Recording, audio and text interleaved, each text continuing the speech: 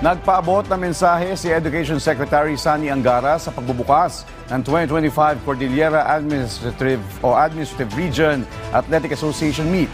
Ang detalye sa balitang pambansa ni Reggie Cawis ng PIA Cordillera. Binigyang diin ni Education Secretary Sani Angara sa mga atleta ang kahalagahan ng pagpupursigi at sportsmanship.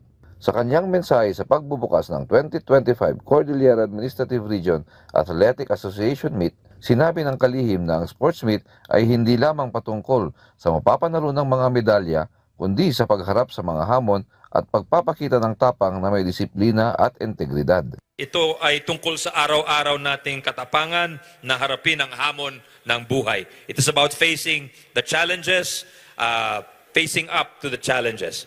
It's about stepping onto the playing field with confidence. The real victory is having the courage to give it your all. Kaya tandaan po natin, showing up is half the battle. Hinamon din ng opisyal ang mga manlalaro na mapatunayan ang kanilang tapang at galing sa iba't ibang sports. For those who will qualify for the Palarong Pambansa, I'll see you in Ilocos Norte. And for those who do not qualify, remember this: champions are made in the way they rise after every fall. That's what it means to be a fearless Highlander. Patunayan ninyo sa lahat, the Cordillerans do not just compete, you climb and you conquer. Hinikayat nito ang mga atleta na subukan ang ibang sports gaya ng pole vaulting at weightlifting. Ngayong taon ay muling isasama ang weightlifting sa Palarong Pambansa na gaganapin sa Ilocos Norte sa darating na Mayo. Mula sa PIA Cordillera, Reggie Cawis, Balitang Pambansa.